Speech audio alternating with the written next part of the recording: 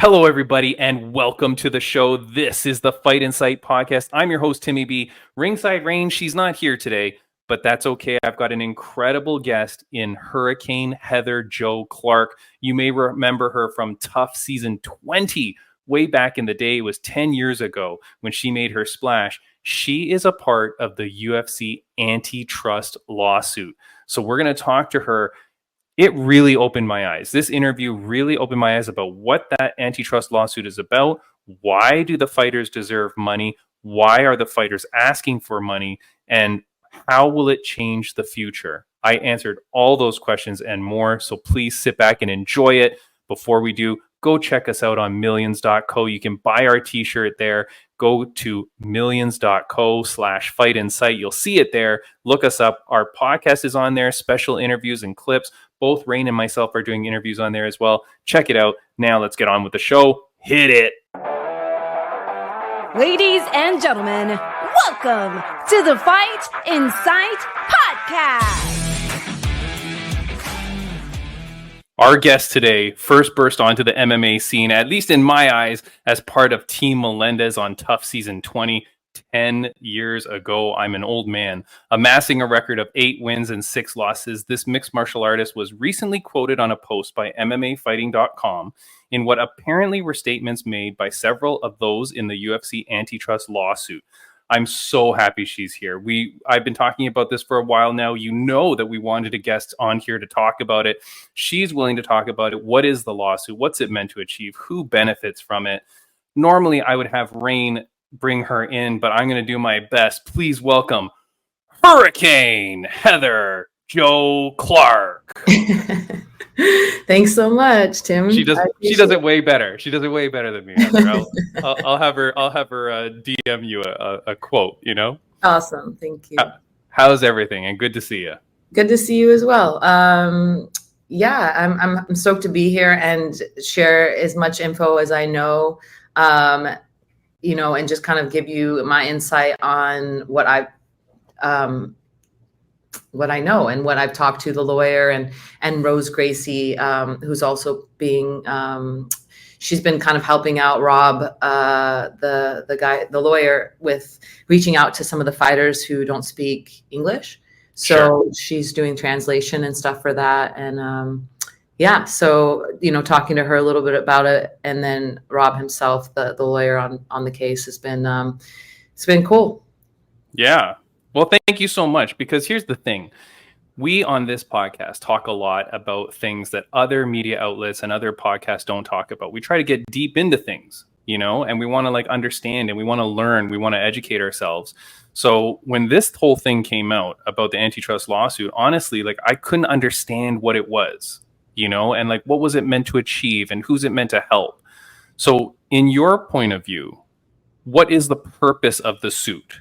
To pay fighters back pay from, because we got paid so crappy, right? They basically had the monopoly in some words. I don't know actually if that's the word. That's not a word that I've read anywhere, but to me, that's my understanding. It's it's like they had the monopoly. Everyone the biggest stage, right? Everyone wanted to be them, be with the UFC, and they just paid what they wanted to pay, and it was shit.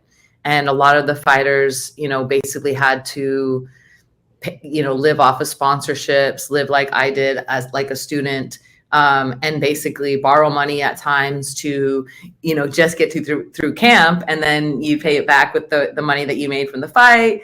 Or if you were hurt, you would get, fixed after the fight, or sometimes, and then it seemed like, for me anyways, the injuries would compile, because whatever the biggest injury would be the thing that would get taken care of, and anything else would just kind of go behind and never get taken care of. So it's for this particular one. I know there's a couple, but This particular one is for us to get money. I think from the years, was it 2017? Or 2017. I think from 2014 to 2017 or something like that. Yeah, there's a period of time where, like, depending whether you had a bout with UFC, and I think it was televised in the United States of America between certain dates, that's how you could apply for the class action. Like, So to you become didn't have part to apply. They just took all the fighters' names and they put them in. And then they sent Oh. an email out and said, if you don't want to be a part of it, contact us. Oh, you can opt out. Yeah. Okay. Yeah. Okay. Because I don't know. Now, let me ask you one thing, because we had Sabah Homasi. He's at Bellator. He's the Sleek Sheik. We had him on several months ago because Bellator is not paying any of his medical bills that he incurred prior to Bellator selling to PFL. And update, I don't think they've still paid him. They said they paid him a little bit right after our podcast. I'm taking credit for that. But then he's still owed a bunch of money. Wow. So things haven't necessarily changed, but we do have a lot of fighters that come on that say good things. Do you think now they're taking better care of their fighters now? Like, was this a time when no? And I think also, like, I had fought for Bellator and I got a surgery after that fight, and like I had bills come up and I had to just get on it. I had to be on top of it. And it's like you had to find your way to the right person and do the right things and like there was a lot of back and forth, and like I'm lucky that I have the skills and the know-how to do that.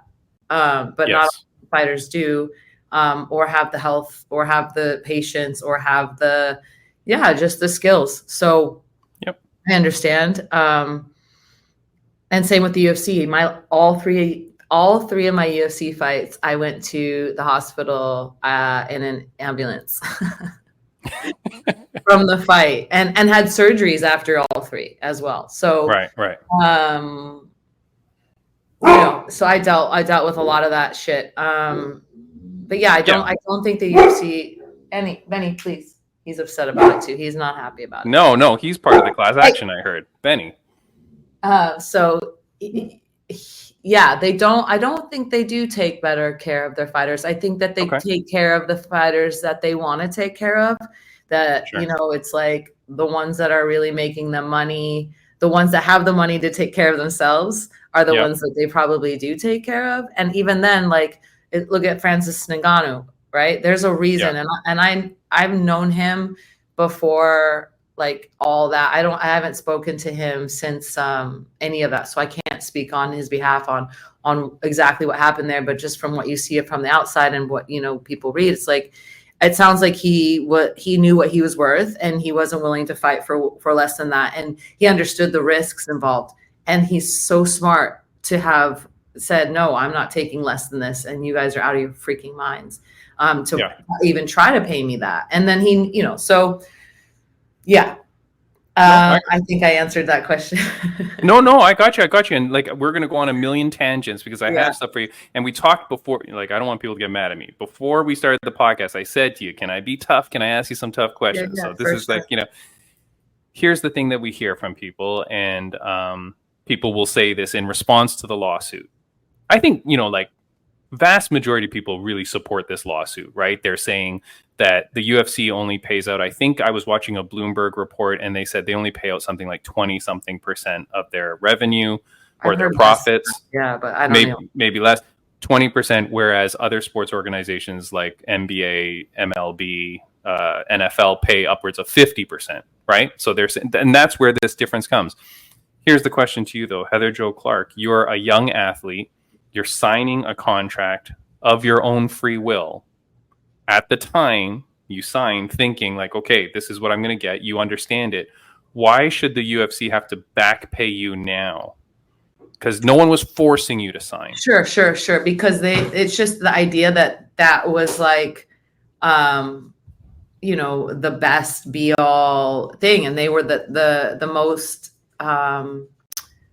they were paying the most even then than the other organizations that were available, because they just didn't have the money either, but the UFC did have the money. That's the thing, is that they were making, and that's to your point, they were only giving a percentage, just such a low percentage of it to their fighters. And that's the problem. If these other organizations that are making paying fighters crap, well, then you understand. But if they're making so much money off of our back, then in the end, it's like, yeah, I signed that because I had no other choice. I wanted to be the best at the highest, and hope that I would get a belt one day, and hope that I would make, the 0.1% salary.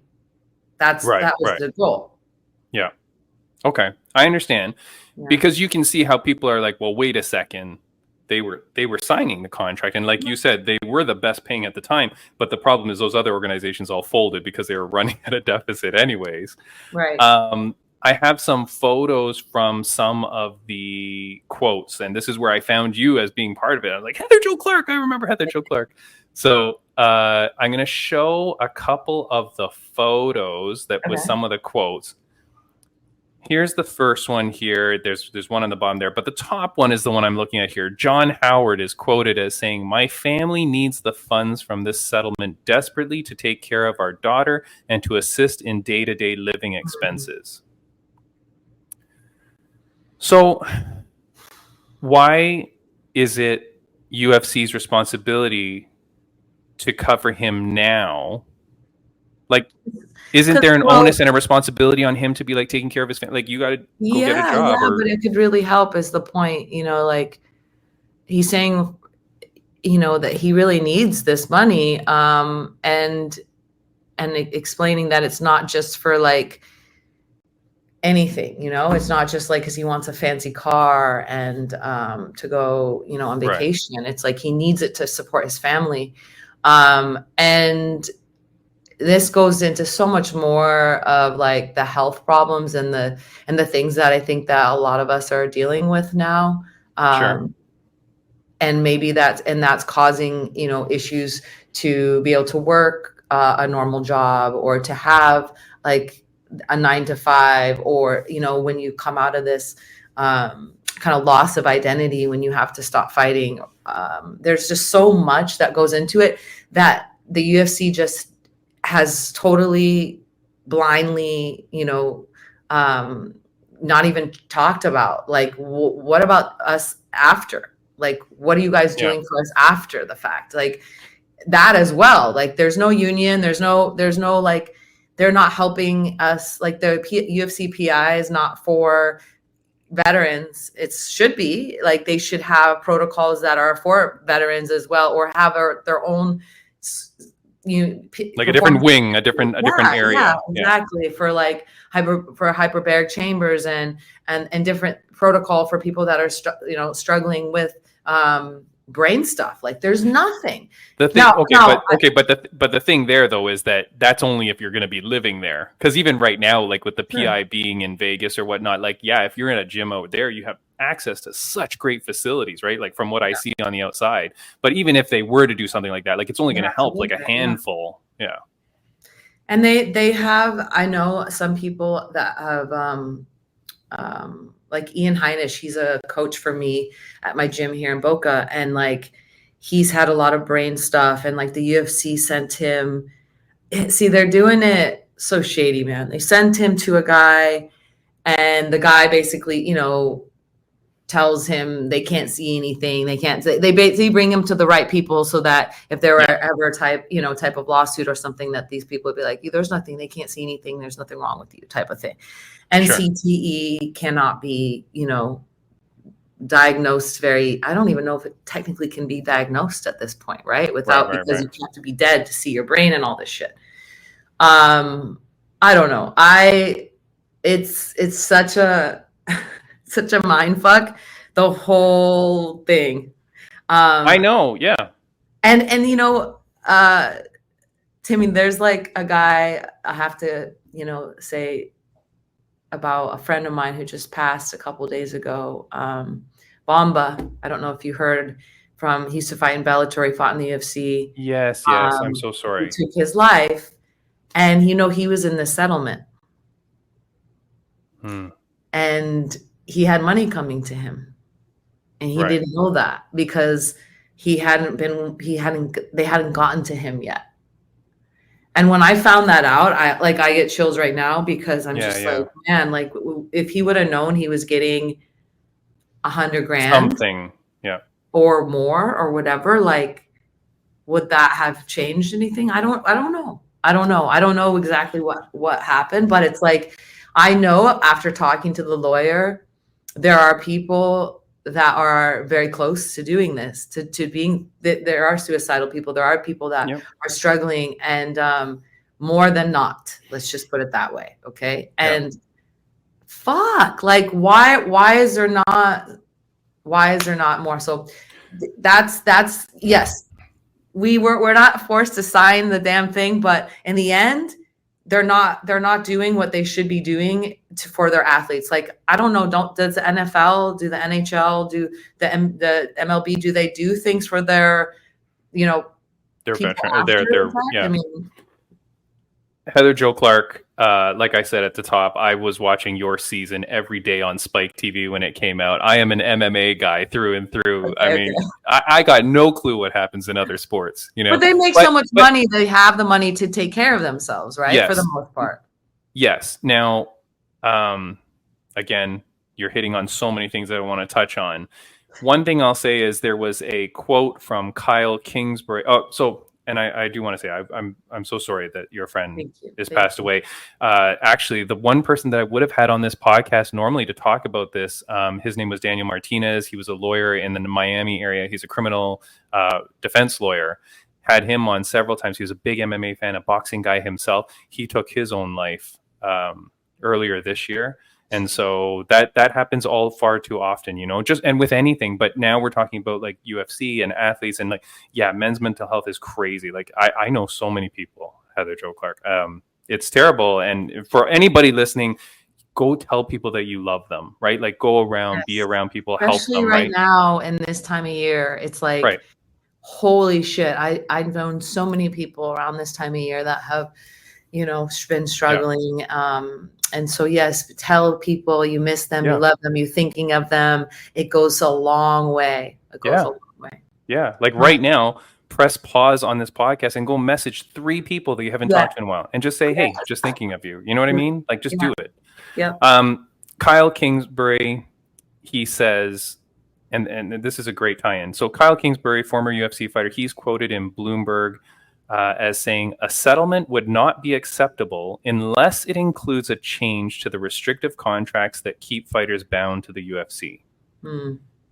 I know there was a weird little angle there about people saying that the contract locks you in and stuff. And I don't want to talk about that. Frankly, I don't really agree with that, because if you're signed to like the, Edmonton Oilers or, whatever hockey team, you can't just go and play with another hockey team. I mean, there's freaking bound, like there is things like that. But speaking about changes, because right now we hear and we see, and you're saying that there's money coming to people, right? But okay, the news came out. UFC reaches a settlement in the antitrust lawsuit.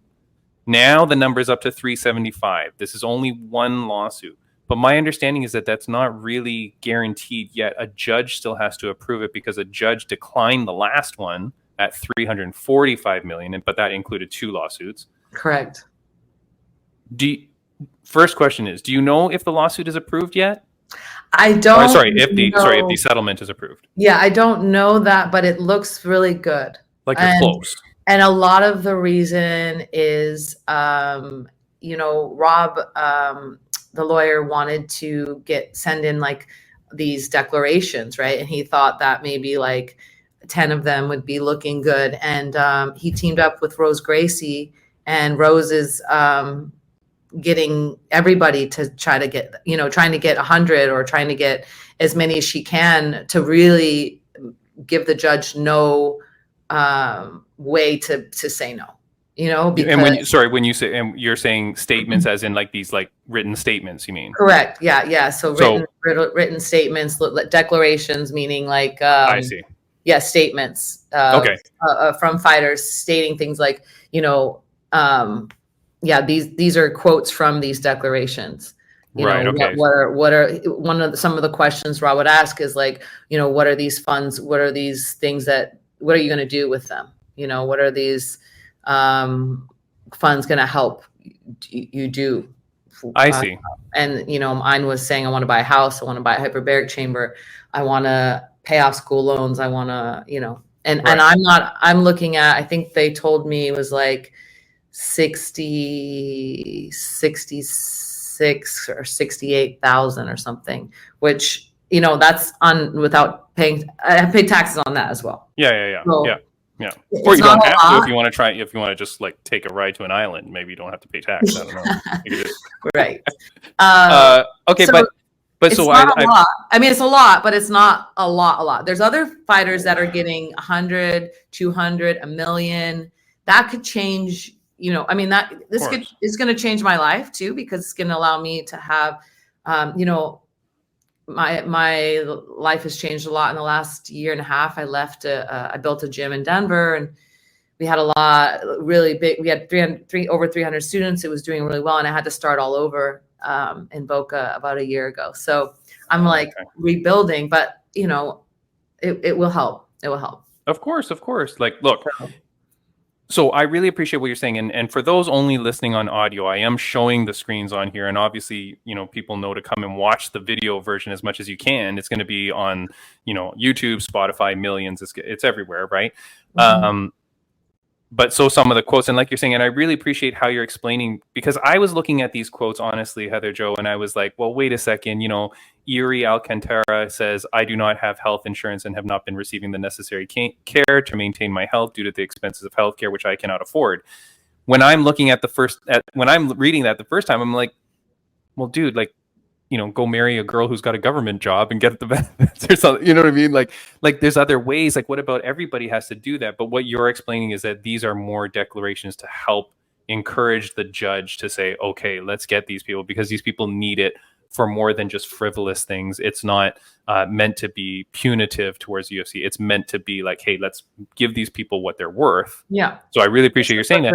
Yeah, what they need. What are they going to spend that money on? And he Right. asks that, like, what are you going to use these funds? And people are explaining what they most need to use them for. And, okay. So and if you can see what's the common denominator in all of them? Health. Right, well-being and health. Absolutely. Yeah. And, but Kyle Kingsbury said it needs to enact change, otherwise there's no point. If this settlement occurs, I don't think this does anything to their ongoing business. Is that correct? Or do you have a belief that it will be money plus we will do something different? I don't know, but I don't think you can sit there and say, don't give me the money unless it changes, because that's silly. That's like we need, obviously, as in these quotes, it's like we all need could use some help right now for our health. Right. And it's and then maybe the UFC will look at this and say, hey, we need to make some changes, or hey, we don't want this to happen again, because this could be $1 billion thing, the next lawsuit, or if we don't make changes, or maybe they're smart enough to understand where this can lead to. I don't know. So I like what you're saying, because there is one fighter who I will not name, whether it's a guy or girl, I'm not saying anything, but there's one fighter that was messaging me on Instagram, because I was saying, hey, can you come on and talk about it? And they were getting kind of upset. And they said, this is, I'm going to read a few of the things here. The person says, it's nothing but a money grab. It's nothing but a money grab. It's a money grab for the defendants. I don't need to have a conversation. It's all obvious. You can see it for yourself. Each fighter gets a little bit of money now. Who knows? But it's better to get money now than later. Nothing's going to change. I'm paraphrasing. This person believes that nothing's going to change. It's just about getting money. So screw it. Give me the money now rather than wait. But to your point, I like how you're saying it, because you're like, well, wait a second. If the UFC has to settle this out, obviously you have to change. Otherwise, you're just going to have another one of these later. And it's just going to get worse and worse every time. And once the precedent is set that you've paid out. That's what you'd hope. I mean, you'd hope $375 million would wake somebody up. But if it doesn't, then what are you going to do, right? You're changing. You're literally changing people's lives. And from, like I said, speaking to Rose about some of these conversations that she's had with some of these people, this is the translator. The translator, you're saying? Yeah, she's telling me, not exactly like the people, their names or whatever. She's telling me like, hey, I spoke to one guy, and I told him, and then he was telling me that he's getting money from what's it call it, from his gym and for his family, food and money from and this is a fighter. This was a very, very famous fighter. Again, I don't know. She doesn't share the names. It keeps everything super. What's the word I'm looking? I have problems with words. Confidential, like confidential. Yes. Yeah. But she said, this is a guy. He's going to be getting like a few $100,000 of US dollars, and he's in Brazil. So that's a lot of money. He just became president of Brazil. Right. So, the guy's crying and she's crying and everyone's crying. And it's like, I'm fucking crying and she's telling me the story. And it's like, some of this is really life-changing money. And the thing is why didn't these people take the money that they had when they were fighting and invest into this? Is what people would say, right? Like you see some people that did that. Claudia Gardella, amazing fighter, amazing investing. She does great. She's done great with her money. But she also maybe didn't have or doesn't have children and sick family to take care of, or maybe she does, but she was able to, whatever. I don't know. But sure. You know what I'm saying? Everybody, you can't sit there and just say, well, blah, blah. Just like myself, I made fucking $8,000 to fight the first fight and $8,000 to win my UFC debut. And then, had ACL surgery and couldn't fight for a year. Right. So what am I supposed to invest? What money am I supposed to invest? I made $16,000 and I got to pay my coaches 10%, my manager 10%, taxes 30%. What money? And the money, that I'm basically going to save to be able to eat and live like a student until my next fight. Yeah.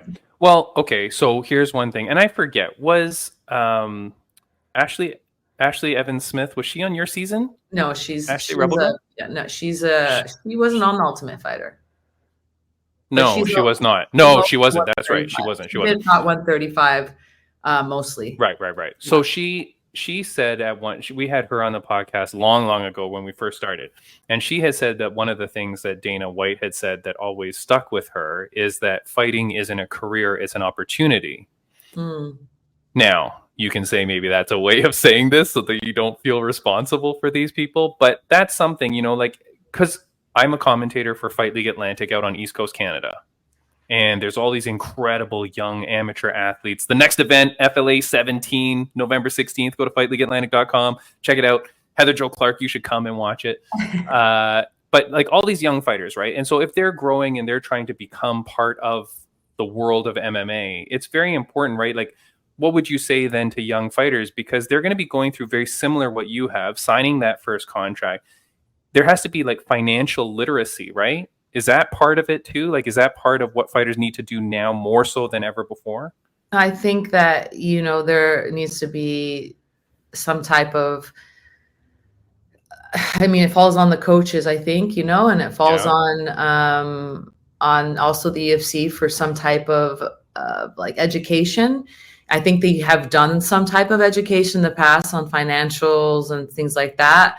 But I think they need to do more about that, because like if he says that and he stands behind that quote, I can understand that, but you have to explain to people, hey, you can make this much money, and if you make John Jones money, you're going to be able to make it as a career. But most people, and that's 95% of the people, are not going to be able to make this as a career and sustain themselves as like even just a poor salary of like whatever in minimum wage salary. Like you're literally making less than that, fighting 4 times or 5 times a year, unless you are literally like, okay, maybe not the 1%, but Yeah. I get it. Like main card status. You're at least headlining an Apex show. Yeah, or not even headline. At this point, like you've been fighting for a while. My friends, like I think of like Tisha Torres, who was on the season with me. She's still fighting, and she's able to make a career out of it, right? Right. But even then, it's not like she's. Her and Raquel's done really well. Her wife has done really well in her career as well, but also financially, investments and stuff like that. So they're really smart with their money. Right. Miesha Tate, for instance, very good with her money. She's but she like is one of the most frugal people I've ever met. In the best possible way, right? Yeah. And because of that, she's, made a career out of it. So yes, you can do certain things, of course, but then there's the people like myself who I did everything I could possibly do. I moved myself around the world. I sacrificed everything I could do to be at the best, at the top, at everything. And I failed just a little bit short. Right. And the difference between that just a little bit short and that and them is literally making, sorry, my dog's throwing up. Okay. So You're sick of hearing it, Heather Jo.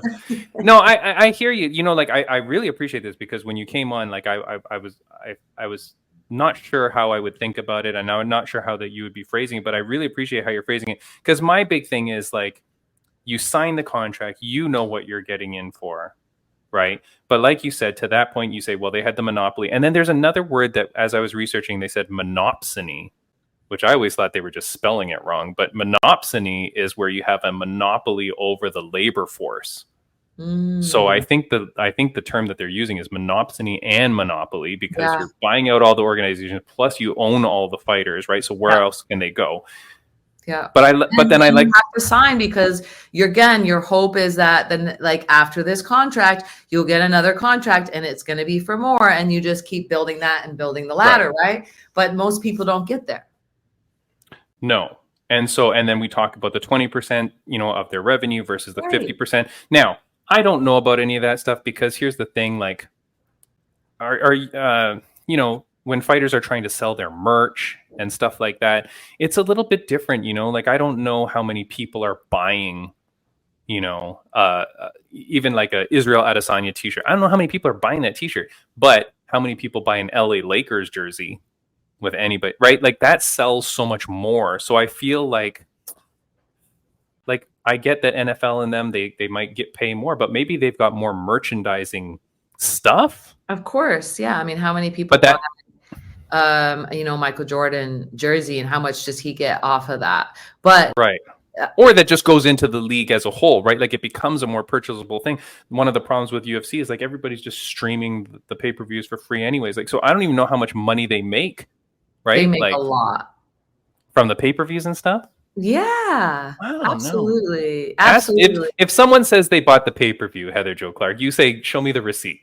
just see a receipt. One of the things that I always say to people, when they complain about money for fighters, is I go, show me the last thing you bought from the UFC. Show me the last thing you bought that supports someone, right? Look at their fights, though. Look at they're sold out. Like, the cards, I know, but then you've got to pay for the venue, you've got to pay for the staff, you got to blah, blah. I get it. I'm just saying, right? That's where I was. But I think you can look up all those things, can't you? You can look up what they made at the door. He talks about it in the post. Yeah.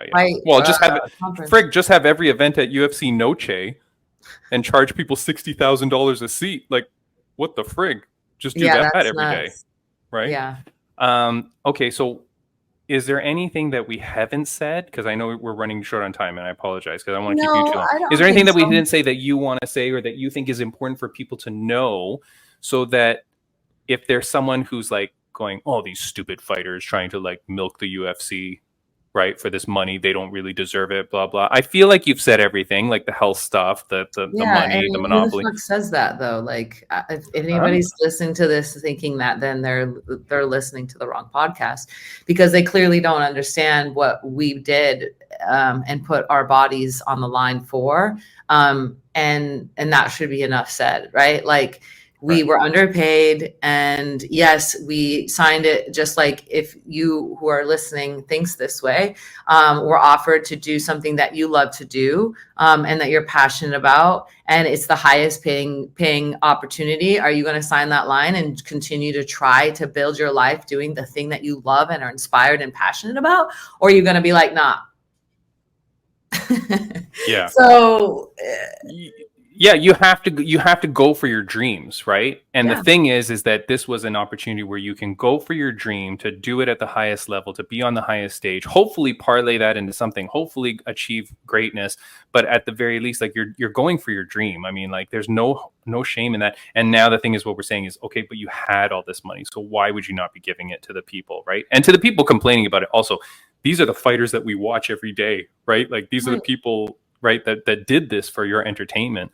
Yeah, exactly. I'm gonna one last question I'm gonna say. The person that was mad at me, the person that was talking a little bit rough to me, they did say this, and I want to leave with this one.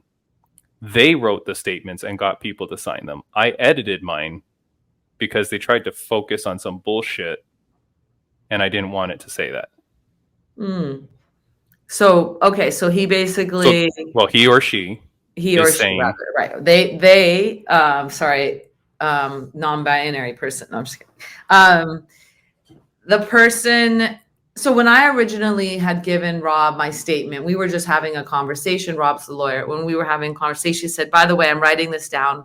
I'm gonna put it all together, and I'm gonna send it to you. If you need any changes, let me know." Blah blah blah. Okay. right? He's doing this for as many fighters as you can.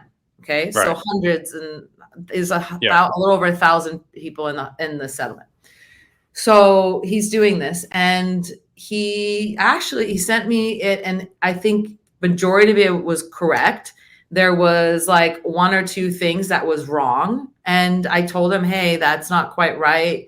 It was like this," or he's like, "Okay, cool." I switched it, changed it, no big deal. Okay.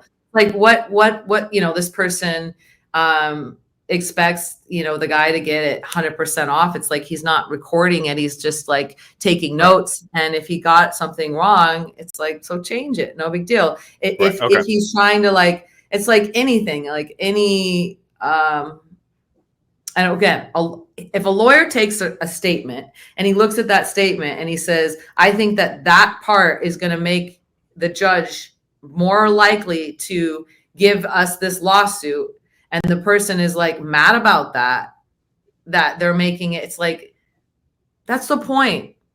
Yeah. It's meant to be.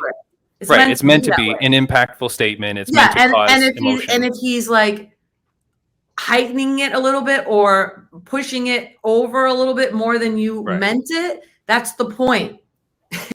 Yeah. That's what lawyers do. They don't lie. They tilt the truth a little bit to make it what they want. Okay. And that's the point. So, like, settle down. Settle down, guy or girl that Timmy B may or may not have spoken to. I appreciate this. Heather Jo Clark, like, seriously, you don't understand. When these weird things happen in the world of MMA, I love being able to talk to people that can speak eloquently on it. So thank you so much. I knew you would, from all those interviews on Tough when I used to watch you. But I wanted eloquently, but maybe. No, of course. But I wanted someone who could speak eloquently about it. And I feel like you've really positioned it in a good way that I have come away learning a lot from it. So I really thank you for that. Good luck to you. Like in everything you do. Thank you so much. I hope that you come back on the podcast one day. We'll keep talking about this or anything. To my house after I get the money. Oh, yeah. That's the goal. I mean, I think like everything happens for a reason. And I really, really hope that this goes through, and I hope that it saves so many people from death, and I don't say that lightly, man. It's like, fuck. It's just real.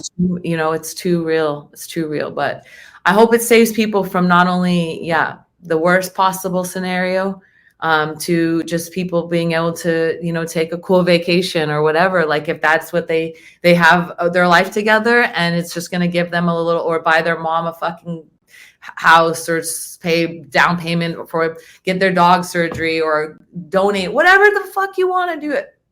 Like, do your money. It's your money, and they all earned it. Like, we all earned it. And if somebody just wants to say or disregard or tell me that I'm wrong, then go somewhere else. I don't want to hear about it. Yeah. No, I appreciate it. Go get cage yourself. You know what I mean? Go. Yeah.